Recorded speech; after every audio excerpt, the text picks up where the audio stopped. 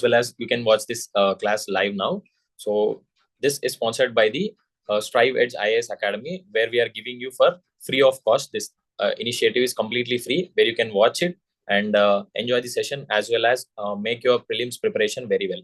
As you all know, there is only less than 100 days left for this year prelims. So it is very important to understand the last 1 year current affairs, and making not just reading the current affairs part, but the detailed analysis of that part is also very essential. So in this sessions, we will be discussing about the detailed and crisp analysis. So it is being taught by the experienced faculty, so who has mastered this prelims before, and each subject will be taken up by different faculty who are expert in that subject. Okay, so let us begin with today's class. So in today's class, we will be starting with the multinational groupings which are in the news. So our first lecture is about the international relations, and in this, so what are the multinational groupings that are in the news, we will be starting with. So let us begin with our classes. Firstly, so the first multinational grouping which is in news is the non-alignment movement. So, or we simply call it as non-aligned movement. So we all know that why it is in news, because the 19th summit of the NAM was held in the Kampala, that is in the Uganda. Uganda is a Central African country. And then first we have to know what is the basics, that information required about the NAM. So it is a Asia Africa conference that is held in the Bandung, Indonesia in 1955. So with that, the NAM has come into existence. As we all know, Jawaharlal Nehru from India has mastered this NAM non-alignment movement. So it was created during the independent struggles of the Africa, Asia, Latin America, and regions of the world at the height of the Cold War. So once the World War II is done, Cold War has broke out between the USSR, two blocks, USSR as well as the USA. During that period, so India, along with other countries, they have declared that they will not be joining any bloc and remain as a non-aligned countries, or the third world countries. So it is the first, when the Bandung conference was held in Indonesia in 1955, the state heads, that is the president or the prime minister of the Egypt, Ghana, India, Indonesia, and then Yugoslavia. So these 5 countries has come up first, and they have said that they will not be aligning with any bloc. So this was the first time. So they will not be joining 2 blocks, that is USA-led NATO, not, and then the USSR-led Warsaw Pact. So these 2 are the blocks in the Cold War era, and these 5 countries has declared that they will not be joining in that there. So what are the principles? So 10 principles of Bandung has been taken up by this non-aligned movement, and most of that will be like they will not be aligning with any of the major power blocks. Okay, that has formed as the main or the principal goals of the NAM. And the first conference was held in the Belgrade in 1961, and currently it has the membership of 121 members. So it has, over the period, it has expanded, and once the Cold War was ended also, it has almost represented the non-aligned, where the any major power taking up power in the world, they not being accepted, and then this has grown as an independent third world sovereign countries. So they all the small countries and the island countries, they were very much interested in this NAM. So many of the countries has joined, including the bigger countries also. So for example, India is obviously the founding member of this NAM, and then 53 countries are there from the Africa, and 39 countries from Asia, 26 from the Latin America, and then Caribbean, and 2 countries are there from the Europe. So majority of the Europe is already blocked with the USA-led NATO. So they were not joining this one. So also 18 countries and 10 international organizations are acting as an observers to the NAM. So this is there. So also the policy of NAM, it is based on the 5 principles of Panchsheel. So we know that how to conduct in international relations, that is, we will be accepting the territorial integrity of each other. We will not be interfering in the internal issues of other countries. Our country will not form the basis for the war against the another country, accepting the sovereignty of the each countries, and then resolving the disputes with the negotiations and discussions. These are the 5 principles of the Panchsheel. So these are forming as a basis for the non-alignment movement. And then we all should remember that as a prelims fact, NAM does not have any founding charter or the treaty. So it is with the Bandung conference it has formed, and from there the principles of Bandung has been adopted, but there is no official treaty or the charter. So next, so this is all about the NAM you have to remember for the prelims. And then the second one is the OPEC country. As you have, might have read this in the newspaper multiple times. So the Organization of the Petroleum Exporting Countries. So why is it in the news? Because the country Angola has withdrawn from the OPEC. So first basics. What is OPEC? It is an intergovernmental organization established by the Baghdad Conference in 1960. So from the Baghdad Conference in 1960, OPEC has been established by which countries? The founding countries are Iran, Iraq, Kuwait, Saudi Arabia, and Venezuela. As you know, these are the countries which are having the major oil and natural gas reserves. So that is why these countries has formed this grouping in the initial phase. So now there are multiple other members also, such as Algeria, Equatorial Guinea, Gabon, Libya, Nigeria, Republic of Congo, and the UAE. So basically, these countries are oil producing countries. So that is why, so they have the majority of their economy dependent on oil producing. So they have all come up and formed and joined this grouping. Next, headquarters is located in the Vienna, that is the Austria. So one key fact you have to remember that Austria once used to be a member, now but the headquarters is there in the Austria. What is the key objective? So coordinate and unify the petroleum policies. First, why? They are the selling countries. So they want to coordinate as well as then have their uniform pricing mechanism for their own good. So then ensure that efficient economic and regular supply of there.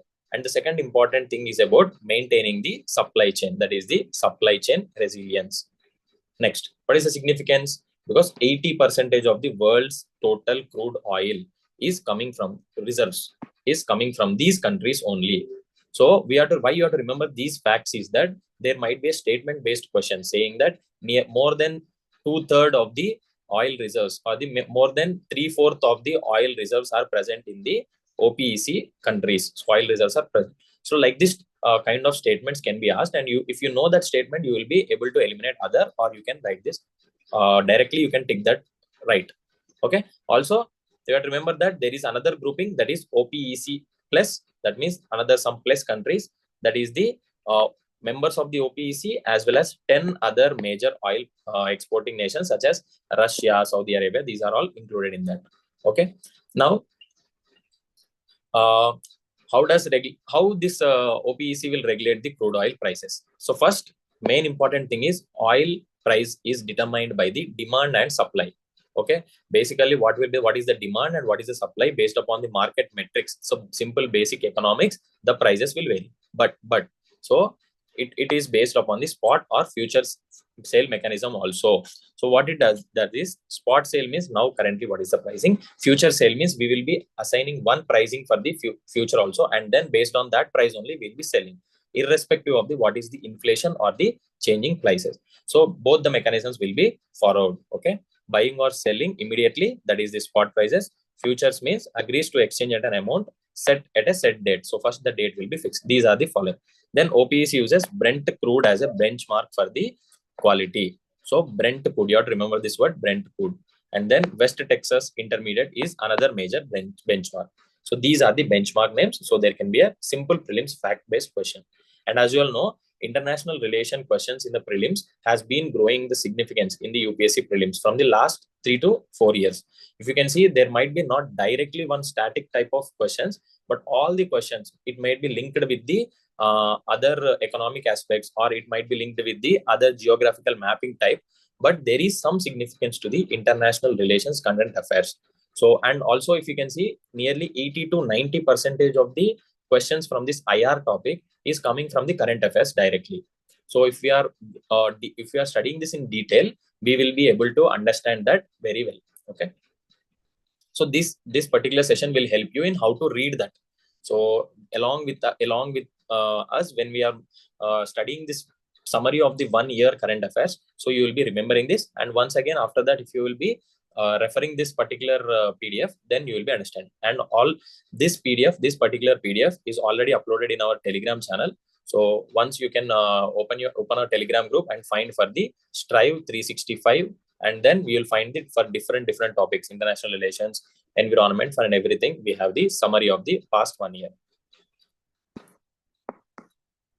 So next, the third important is that our relation India with the West Asia. Why it is? Because so Iran's retaliatory strikes in the Syria, Iraq, and Pakistan. So as you all know, there has been intense retaliatory strikes, missiles being launched between the Iran, Pakistan, Iraq, Syria, all these countries. So based upon that, we have to understand what is the map of this region. That becomes very important, because so the West Asian region is having this multiple nations together. So first is, as you can see, this is India.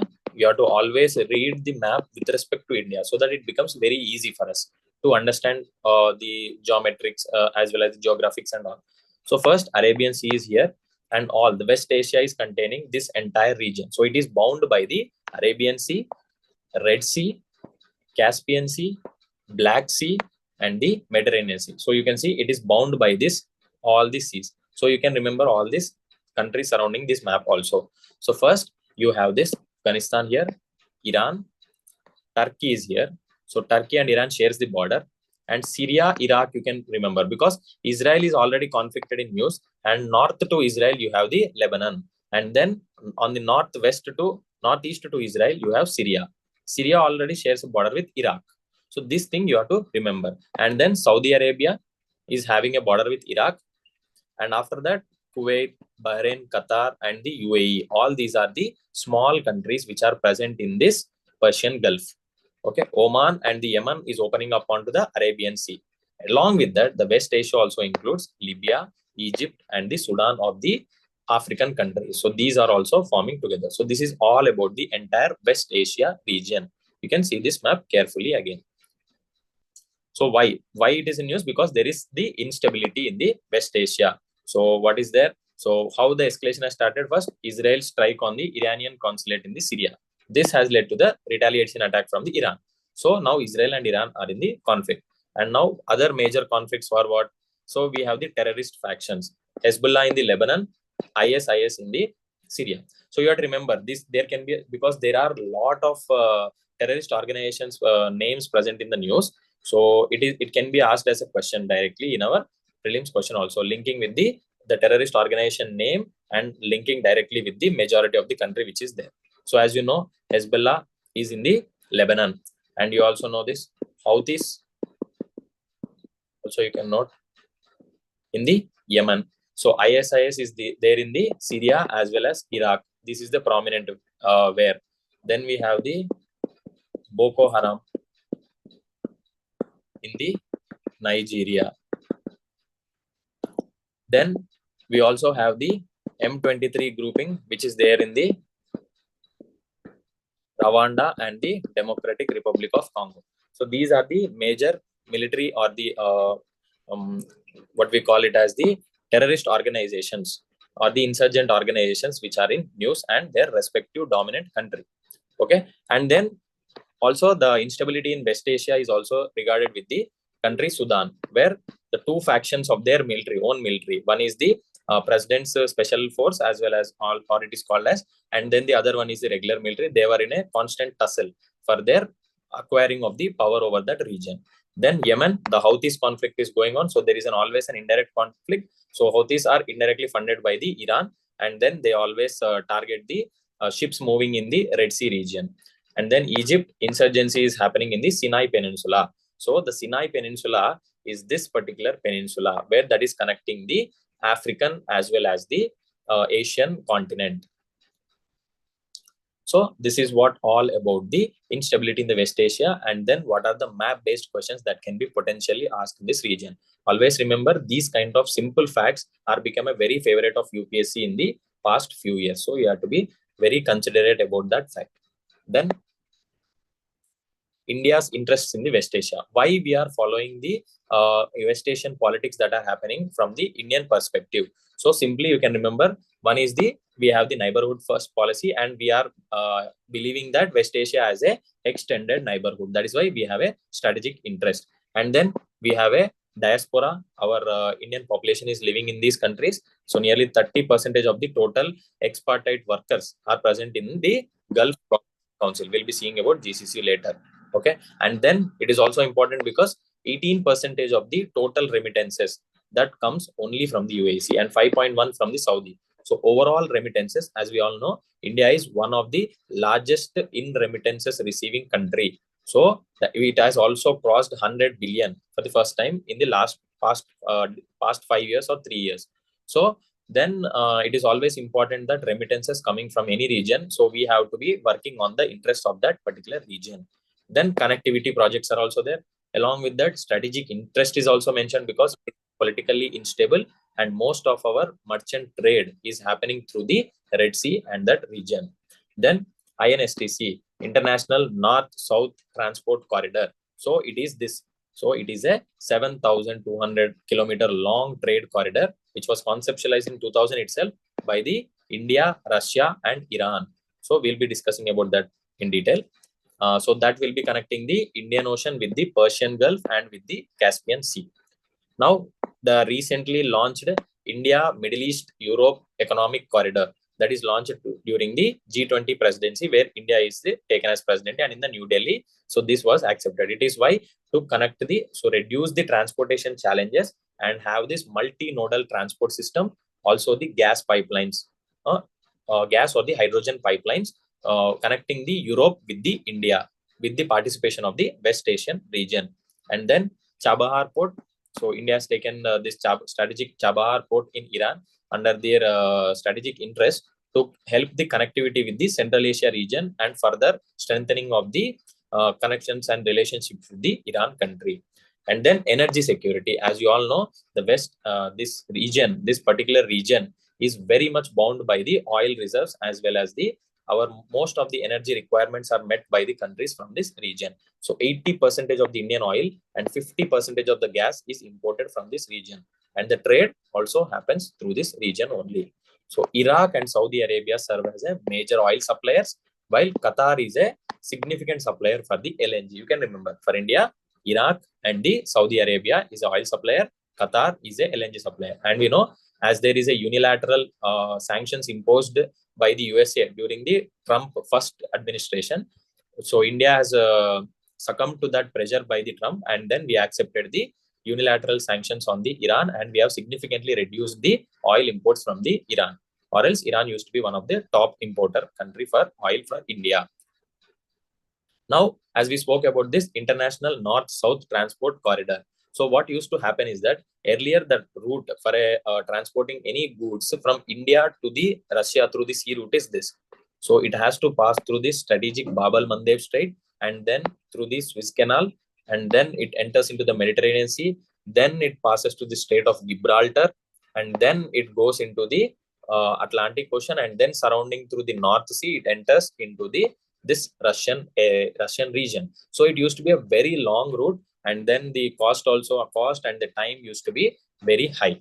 In order to reduce this, India and Russia has partnered with the Iran, and in these discussions we have developed a different route to do that. That is, from Arabian Sea we will be entering Iran at the Chabahar port, and from there we will be traveling by the road or rail from within the Iran, and then entering into the Caspian Sea, and from the Caspian Sea we will be entering into the Russia, and then again the rail or the road network will be used in this regard. So this was the entire strategically made different route to counter this long and tough route for the transportation of any goods from the India to Russia.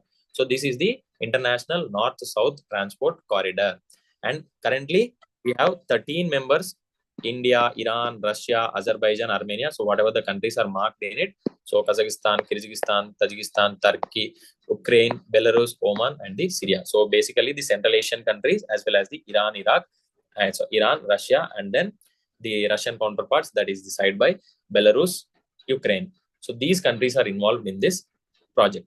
Okay. And then Belarus maintains the Bulgaria maintains the observer status in this regard. So we have one observer status also. So what is the main purpose? Trade and transport connectivity between these member states. So not just the direct straight route also, it has to be expanded towards the all the other countries which are mentioned here. So it becomes very easy to conduct this trade. So this was the main aim of this particular project. Next, so the next important organization that is in use is South Asia Sub-Regional Economic Cooperation. So these kind of things you might have not heard directly, but you have to follow the current affairs, and then can be a directly straightforward question. And if you know these facts, you will be able to write this in a perfectly right manner. So first, the PM has laid the foundation stone for the multiple projects in Assam as part of the SASEC corridor connectivity. So in this South Asia Sub-Regional Economic Cooperation corridor connectivity, in this under this module, our Prime Minister has laid foundation for some projects. So that is why it is in the news. So for this, we have to know what is the SASEC. So we refer this as now SASEC from here on. So first one is about the headquarters. Headquarters are present in the Manila, Philippines. So this is the first important fact. Then when it is established in 2001, which was in response to the Bangladesh, Bhutan, India, Nepal's request. So these has requested from the Asian Development Bank. Through the Asian Development Bank, when the request has come from these four countries, so we want a sub-regional connectivity economic, because South Asia region is having another countries also, such as the Sri Lanka, Bhutan, Myanmar, and then the Pakistan. So these countries are also included. Even Maldives is considered under the South Asia. So, but we want a sub-regional connectivity as part of that. So this is being taken up. And we all know one important project that is present in the with these countries, which was in news also currently. I want you to take a guess and comment it in the below section. Okay. Then objective. So project based partnership is main aim of this one. So that is why we want a different project connecting these countries has to be made. And by that, what we want to make is that regional prosperity, improve the economic opportunities. As we know, South Asia region is one of the least connected regional connectivity nations, because if you can see any part of the world, so there will be some mechanism to govern their regional connectivity things. So we have ASEAN. So in the Latin American countries also we have groupings. In South African country also we have groupings. But the South Asia region, because of the continuous conflicts and then the political instability in the region, we are lacking this regional connectivity. That is why India, as one of the stronghold in this particular region, is trying to enhance itself to take the position of the leader in the South Asia and establish the regional connectivity. Next, who are the members of this currently? Bangladesh, Bhutan, India, Maldives, Myanmar, Nepal, Sri Lanka. So as you can see, every country except Pakistan of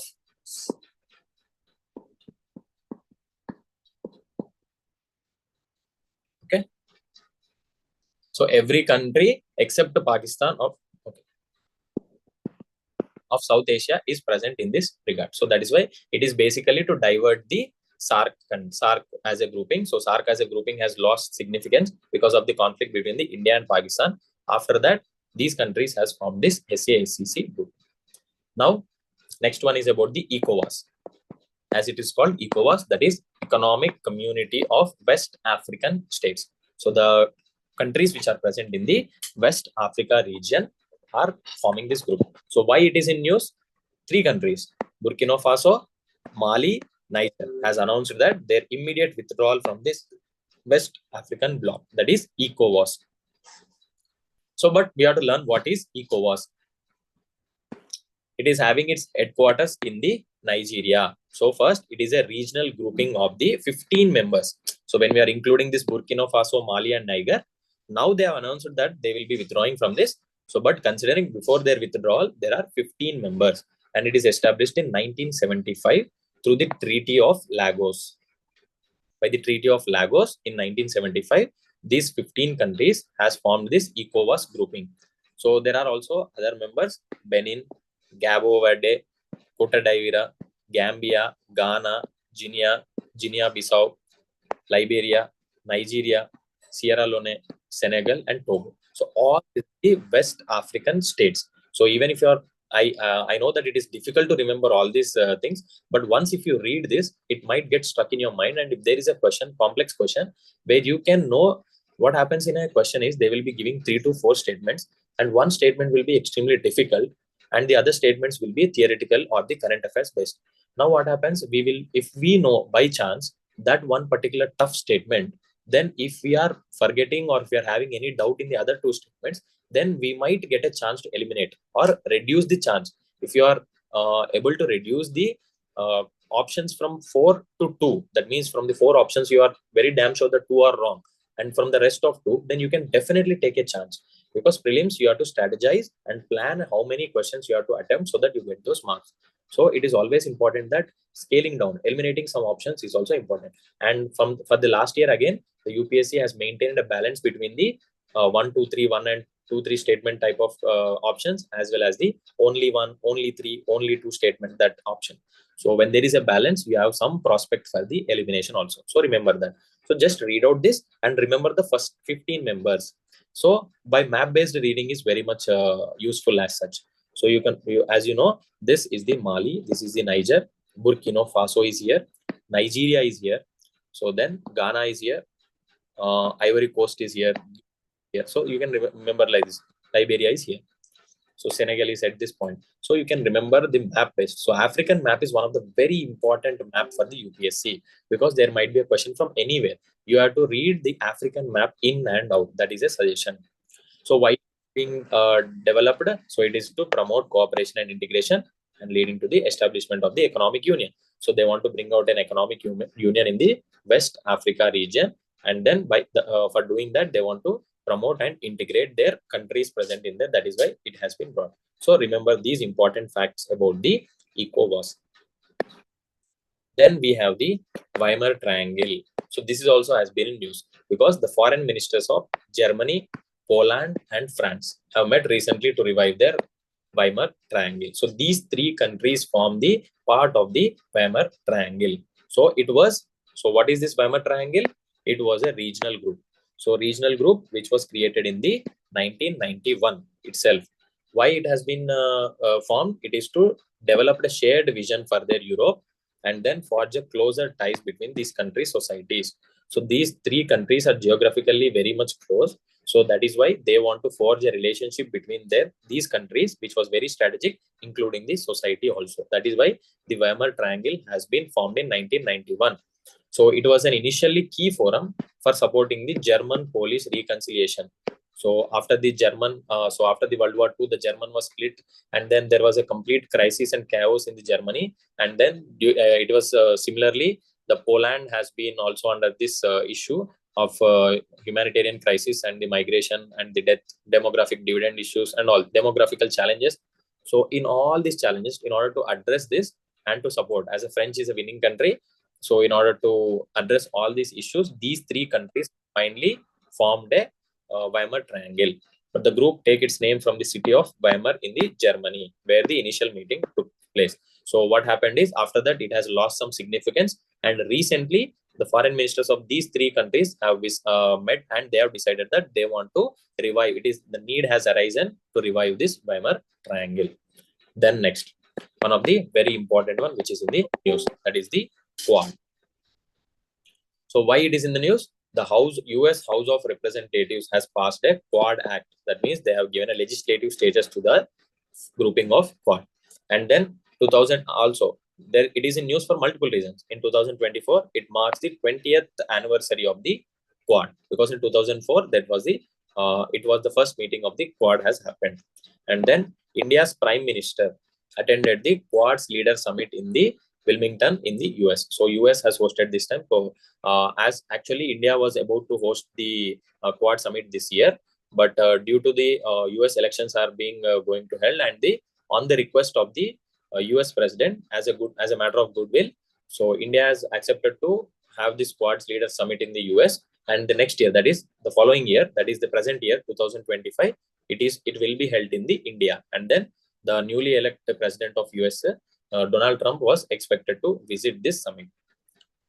So first, how? So what is the origin? And then, so since Quad is in news for multiple things, we have to remember the entire history of the formation of the Quad. So the first important is in 2004. So it began as a tsunami core group. As you all know, the Indo-Pacific region was hit by the tsunami in 2004. So India was one of the biggest impacted country in that region. So that is by the Indian Ocean tsunami as there to provide their humanitarian as well as the disaster assistance to these affected regions. That is where the tsunami core group has formed. And then in 2007, it was formalized by the Japanese Prime Minister. And the first Quad meeting took place on the sidelines of the ASEAN Regional Forum. So as we all know, the ASEAN Regional Forum is happening, and there on the sidelines of this, so the first Quad meeting was taken place in 2007. Then after that, for almost 10 years, the Quad was almost dormant, and no meetings or no significance was there for that matter. Then in the 2007 again, first official talks took place in the Philippines on the margins of the East Asia Summit. Again, East Asia Summit is also another summit which was associated with the ASEAN countries in that region only. So the region which is Eastern Asia region. So almost the East Asian Summit as well as the ASEAN grouping summit will happen simultaneously almost during entire times. Okay, and then in 2021, the first virtual Quads Leaders Summit was held in the US. So during the immediately after the COVID, so the first virtual Quad Leaders Summit was held in USA, and then that is the first time they released a joint statement, the spirit of the Quad, and it is followed by the first in-person meeting that is hosted by the US. So what is there? You have to remember the fact the first virtual is held in 2021 by the hosted by the US, and again first in-person meeting was also held organized by the US. Then in 2023, 22 and 23, so the second and third in-person Quad Leaders Summit was held in the Japan. Okay, in Japan. So the second as well as the third is done, and then next was expected to be held in India, but then India and US has exchanged. So and India will be hosting in 2025, and in 2024 it is held in the USA. Next, it is held in the Wilmington of the USA. So there has been a declaration that has adopted. That declaration is called as the Wilmington Declaration. So there we have taken into the health. So different aspects of the multiple dimensions has taken under this Quad now. So that is health security, that is Quad cancer moonshoot, Quad ports for the future, that is for quality infrastructure, and then some semiconductor supply chain resilience, and then the Quad investors network. So these kind of, again, maritime initiative for training, Quad at sea ship observer mission. So these kind of all these dimensions has been covered in this Wilmington Declaration. This is more useful for the mains, but just mentioning about the Wilmington Declaration recently seen in the news is about what. So there can be a question simple like that. There you have to be understanding that it is related to the Quad summit that is held in 2024 in US, and then after the meeting, what are the recommended adaptations that are taken is called as the Wilmington Declaration. Then again, in simple words, Quad we are seeing which of the four countries are involved. It is a strategic diplomatic partnership. It is not a military grouping. Remember that India has clarified that on multiple occasions. We have this four: Australia, India, Japan, and United States. All these four countries form the Quad. It is not a military alliance. It is there for the regional security, global challenges, and especially concentrating on the Indo-Pacific region. Then some core objectives are the promote free and open Indo-Pacific, some security cooperation between these, and then regional prosperity, developing the entire region, and then countering some of the challenges associated with these countries as well as the region. And what are some of the recent developments you can see? Semiconductor supply chains has been established between these countries as part of health security. Quad vaccine partnership has also developed, and in the infrastructure one, Blue Dot Network and the Build Back Better World, there has been collaborative project. So this was there, and climate action is also one of the part of the Quad. So this is some basics, prelims facts about the Quad. Okay, now moving on to the next grouping, that is the Commonwealth. This is also in the news because the year 2024 marks the 75th anniversary of the modern Commonwealth. So the Commonwealth used to be there from the colonial period itself, but the current modern Commonwealth, which was signed by the London Declaration. So this marks the 75th anniversary for the Commonwealth. That is why it is in the news. But what is Commonwealth? It is a voluntary association of countries. So where mostly these countries are the former British colonies. So what happened is the British has colonized almost the entire world. So after that, once the decolonization phase has started or it has been in progress, so these modern Commonwealth has formed in by the London Declaration for the collaborated by the democracy, trade, and the climate change. All these issues are taken under this regard. So the first, the British Commonwealth of the Nations. So first, in 1926 Imperial Conference, British and its dominions, that means the semi-independent countries, has agreed as a equal members of the community within the British Empire. So the dominion, the countries which are having the dominion states or the semi-independent countries, so they have come together and they have been requested as an equal members of the community of within the British Empire only, but they are also as a equally important equal members. So they owed allegiance to the British monarch, but UK didn't rule over them. So they have this the countries used to follow the British monarch as the head of their state, but the government and the governance used to happen by the democracy only or the republic. Okay. And then after the India's independence in 1947, India decided to become a republic now. But what happened? So the British Commonwealth of the Nations, which is present there, they have to accept the allegiance to the British monarch. But that monarch, if there is a monarch, then that does not become a republic. Republic is what the head of the state is directly or indirectly elected by the people. So in India, we have the republic. India is a republic because the president is elected by the elected representatives of the nation. The that is the member of parliament will elect the president. So indirectly, the people are electing the president itself. That is why the republic is there. But when we have the monarch or the king in that aspect, so it is not a republic. It will be a constitutional monarchy. But India don't want to become a constitutional monarchy. So we want to become a republic. So that is where this new thing has come up into the place. Many countries are also wishing to have to do that. That is where the London Declaration of 1949 has came. What? It has been a modification to the earlier declaration that republics and other countries are a part of Commonwealth.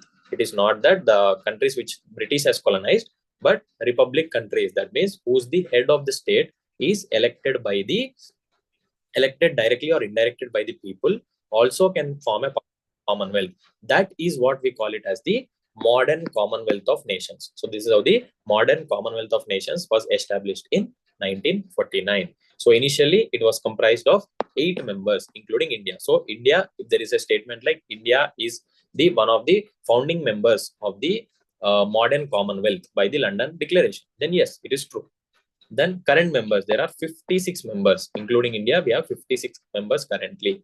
So working, so the Commonwealth heads of government meet every 2 years. So the latest one happened in 2022, that is in Rwanda. So this was to discuss the pertinent issues and release a summit communique.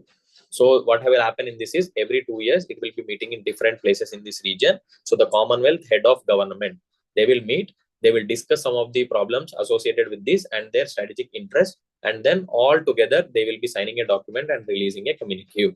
Okay, so this is all about the Commonwealth. Then we will be looking into the one of the again very important one, that is the NATO, that is the North Atlantic Treaty Organization. Why it is in news? Because recently the NATO has marked the 75th year of its formation. So the 75th anniversary of the formation. Also, it is in the news because Sweden has joined as the 32nd member in 2024. Okay. Now we'll be discussing about the NATO. It is founded in 1949 by the signing of the North Atlantic Treaty. It is called as the Washington Treaty. What is the main aim when it was formed? Because it has to deter the threat of the Soviet expansion in the Europe. So the USSR, the communism concept has been expanding in the European countries as well as the America as a nation. So what the capitalist, USA being the capitalist world, so it want to curb this different ideology being spread into these regions. And also at the same time, it is during this Cold War period, so it want to strategically deter the USSR from taking any stern action against these European countries. So this is where the major these countries led by the USA has signed this NATO, and then this has acted as a counter, one of the major bloc in the Cold War period. So where the headquarters is located? It is located in the Brussels, in the Belgium. And then what is the nature? It is a political and the military alliance. It is both, because the political heads of the states will meet and discuss about this thing. Also, there is a military alliance because they commonly contribute some of the troops, and then commonly contribute to the budget, defense budget. So there is some set limit of the defense budget that has to be contributed to the NATO. So of the 32 countries, among these 32 countries are from the Europe and the North America. So all the 32 countries are located from Europe and the North America. As you can see, in the North America, we have the Canada and USA. So it is founded on the principle that one of the important feature of this treaty is collective defense under the Article 5 of the treaty. So meaning what? So if there is an attack on the one NATO ally, then it is considered as the attack on the every NATO ally, and then the counter force will be taken from the every NATO country. Okay. So far, this Article 5 has invoked only once, but it was not against any particular state or the nation, but it was in response to the 9/11 terrorist attack on the USA. So basically, this provision has invoked only once, that was against the terrorism. Now, what are the founding members of this one NATO? Belgium, Canada, Denmark, France, Iceland, Italy, Luxembourg, Netherlands, Norway, Portugal, UK, and US.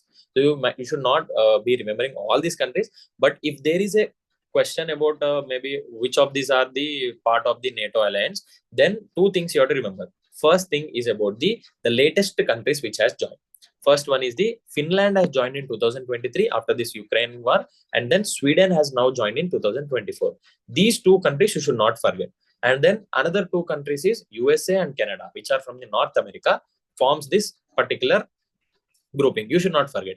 Apart from this, once you go through these particular countries, then how many you can remember, or which countries are not part. Suppose you can see entire Europe is almost part of this one, but some countries are not part. That particular you can remember, such as Austria, Cyprus, Ireland, and Malta. So the EU members, these are the EU countries, but not part of the NATO. By this way, you can remember easily you can eliminate an option if it is there. Okay. Then purpose is the NATO provides a unique link between the Europe and the North America.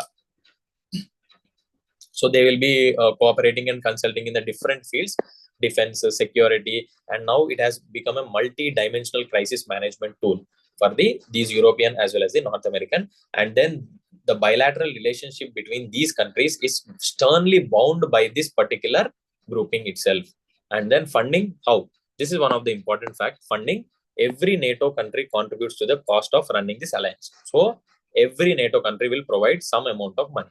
So based on their cost share formula derived from based upon their gross national income, there is a cost share formula, and by that formula, that much amount of money has to be contributed by every particular country in this alliance. That is very important. And then NATO also maintains some relationship with more than 40 non-member countries.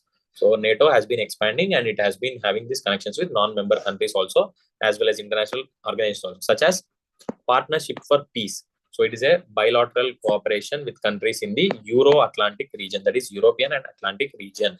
It includes the 18 partner countries such as Russia, Belarus, and Russia. Now, what happened after this Ukraine and the Crimea Peninsula annexation? Russia has been suspended, but it used to be there. Partnership for the Peace. Then Mediterranean dialogue. So countries of the Mediterranean region, and then these used to be formed. This one. Then international organizations such as NATO cooperates with the UN, EU, and then this Organization for Security and Cooperation in Europe. So these are some of the offshoots of the NATO, we can say that. So, or we can call it as the NATO partnerships. Now what? 2022 strategic concepts. What is there? NATO has adopted some of the concepts in 2022 summit. So what are the first thing? It identifies Russia as the most significant and direct threat to the allied security. So it has outrightly stated that the NATO bloc is identifying Russia as the most significant and direct threat, and then addresses China also for the first time for encroaching on the European interests. So now it is almost indirectly mentioning China as a threat. Again, what are the other challenges for the NATO? terrorism, cyber and hybrid threats, and the maritime security. Because now the war is not just between the states, but it is between these particular elements of the hybrid warfare. That is the terrorism, non-state actors, cyber threats, as well as the maritime security challenges, the pirates in this Red Sea and all this one blockades. These are all one of the biggest issues also. Now the NATO has also mentions these also as a threats or the challenges. There can be a question. The NATO in the 2022 summit has declared these particular, which of these particular as a threats. So there can be a question. You can simply be, you can remember that Russia, China, and then this terrorism, cyber security, and the hybrid threats and all these are declared. You can remember that. Now, other related terms to the NATO is that major non-NATO ally status.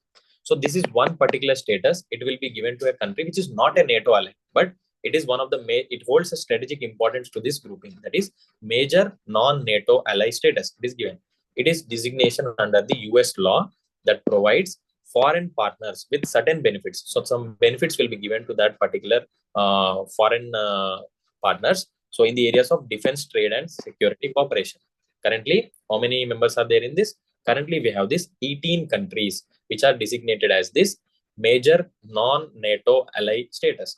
So which includes Brazil, Egypt, Israel, Japan, Pakistan, Philippines, Qatar, South Korea, Thailand. As you can see these are the very much strategically close countries to the US. So basically it is the NATO is dominated by US. So these strategically close countries to the US forms part of this major non-NATO ally status. Okay. Here you can remember that India is not a member of this. India did not get this status because we are not aligning to that grouping. Because of our commitments to the Russian partnership, we were not part of this major non-NATO ally status. Next, there is also another thing called the NATO +5. So this currently agreement is currently there between the US, its NATO partners, that means US including the NATO partners, and the 5 countries. So which are these 5 countries? Australia, New Zealand, South Korea, Japan, and Israel. All these are the very, very close. As you can see, for USA and for the USA, Australia, New Zealand, South Korea, Japan, Israel are very strategically important countries, including India. But since India is mastering this non-alignment, and then we have our strategic reservations towards Russia, it is not being part of this NATO plus or the major non-NATO ally status. Okay, moving forward. So the next important is about the Africa Club. What is this Africa Club? Now the African Union. You might have heard this about the African Union during the G20 summit in the Indian New Delhi presidency, where the African Union was officially inducted into the G20. What happened? Established this. Now African Union has established this Africa Club. It is also known as Alliance of African Multilateral Financial Institutions at its 37th summit. So the African Union has conducted its 37th summit, and it has established the Africa Club, which is also known as Alliance of African Multilateral Financial Institutions. In this, what is there? So what is about the African Club? It is a coalition of African multilateral financial institutions for what? To address the shortcomings in global and continental financial architecture. So for that particular African continent, as well as overall global perspective also, whatever related to the finance architecture, it is related to that. So simple, there can be a question. The African Club recently in the news is formed in the regards of, and then 4 options can be given. There you might be given that it is for the regional cooperation, or it then can be given of the military alliance, or it can be given as economic union. And then in the one option will be given that it is the financial architecture that's address the shortcomings of the financial architecture. So you have to be aware this simple fact about this one. So what it is doing, it is seeking to introduce innovative financial instruments, and then the core membership. What are the membership of this? African Export-Import Bank, Trade and Development Bank, Africa Finance Corporation, and then Reinsurance Corporation, all this. So all the important finance related groupings or the organizations of the Africa are part of this one. Then membership will be open to all African multilateral financial institutions. So any African financial institution which is running between 1 or 2 many countries, for all that the membership will be open. Okay, then we'll be seeing about the next important grouping, that is AUKUS. So AUKUS members are considered cooperation with the Japan on advancing capability projects. So Why it is in news? Because the members of the AUKUS are considering some cooperation with the Japan also. So, but what is AUKUS? It was announced in 2021. So, one of the major and the strong grouping which was announced in the last 4 to 5 years, one such is the AUKUS. What is the nature? It is a three-way strategic defense alliance. It is particularly a strategic defense alliance between countries Australia, UK, and US. So as we spoke that Australia and USA are the very close cooperative countries, and also UK is a NATO member. So all these three combined form a natural alliance. So in a strategic defense alliance, now AUKUS has been formed. So what is the main aim of this? In order to boost the defense capabilities and accelerate technology integration and expand the industrial capacity of this one. So three important factors, pillars is defense capabilities, and then technological integration, and then industrial capacity has to be increased. Now, AUKUS partnership is composed of two pillars. So the first pillar is conventionally armed nuclear powered submarines. This is one of the key concepts that has raised the controversy when the AUKUS has formed, because under it, the UK and the US are helping Australia to acquire the nuclearly powered submarines. Because what happened for the controversy is, earlier Australia has a deal with the France for development of this submarines, but now after formation of this group, so France was forcefully kept out of the Australia, and now Australia has support from the UK and US, and they are jointly developing this particular partnership. Through this particular partnership, they are developing the nuclear submarines. This is one of the major pillar. Next, pillar 2 is advanced capability development. So apart from the nuclear powered submarines, so developing some of the joint capabilities. Why? Because to have the interoperability with focus on the cyber capabilities, AI, quantum technologies, undersea capabilities, all this. So all the technological advancing aspects in that regard. So as advanced capability development is the second pillar. You have to remember about this important facts about the AUKUS. Then we have the BIMSTEC. This is also one of the key grouping in the recent times. It is in the news. So that is the headquarters of the BIMSTEC is in the Dhaka, that is in the Bangladesh. It was established in the 1997 with the signing of the Bangkok Declaration. Remember this, very important. And the members include Bangladesh, India, Sri Lanka, Thailand, Myanmar, Nepal, and Bhutan. So here we have the countries of the South Asia, where from the South Asia we don't have the Pakistan in this, and then from the Southeast Asia we have the Thailand included. That's it. You have to remember in this way: Bangladesh, India, Sri Lanka, Thailand, Myanmar, Nepal, Bhutan. Also, you can remember the BIMSTEC by this word. You can remember here B is for Bangladesh. You can remember in this way also. I is for India, M is for the Myanmar, S is for the Sri Lanka, T is for the Thailand, and then you can remember two landlocked countries, Nepal, Bhutan. In this way, it will become very easy for you. So, Bangladesh, India, Myanmar, Sri Lanka, Thailand, and then Nepal and Bhutan. These forms the members. So you have to remember these members perfectly. And then the secretariat is also located in the Dhaka, that is Bangladesh. What is the purpose? Enabling the environment for rapid economic development. We want the sub-regional economic development in this regard, and the social progress, maintain peace and stability in the Bay of Bengal region. It is for the Bay of Bengal region. So it is mostly for the Bay of Bengal initiative for the maritime security, trade, and economic cooperation. That is the full form of the BIMSTEC. So here we have the Bay of Bengal for the maritime security as well as the trade, economic, and connectivity. All these aspects, it is one of the core principles of the BIMSTEC. And what are the major projects under this? BIMSTEC master plan for the transport connectivity, and majority of the sub-regional plans which are being taken place in this BIMSTEC within the region covering the South Asia are almost covered under the BIMSTEC discussions. What are the exercises? BIMSTEC disaster management exercise, BMEX. So it is taken place between these countries. Then BIMSTEC charter. It was in the 2022, that is during the 5th BIMSTEC summit. So the BIMSTEC summits usually don't happen in a very organized way. So it was dormant for most of the years, and again it has been revived in the recent times. So that is when in 2022, so the 5th BIMSTEC summit was taken place virtually in the Sri Lanka. So Sri Lanka hosted this virtually.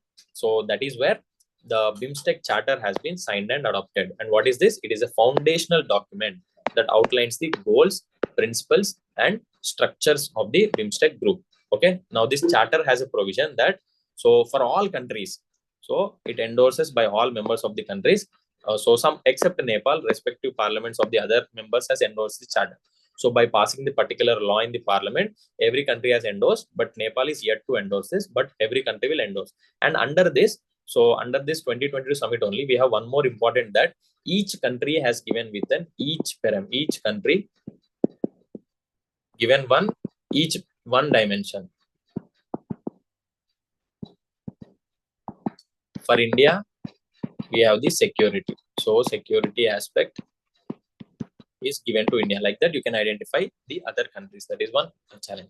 So with this, we'll stop this class for today. We'll continue in the next class, as I don't want to overburden you all. So from now, every day, each subject, we will be having this one particular topic. And then in that, we will be discussing all these multiple subtopics which are there in the current affairs. So we will be starting with the international relations. For the next few days, it will be going on. And then we will be taking up the other subjects as well.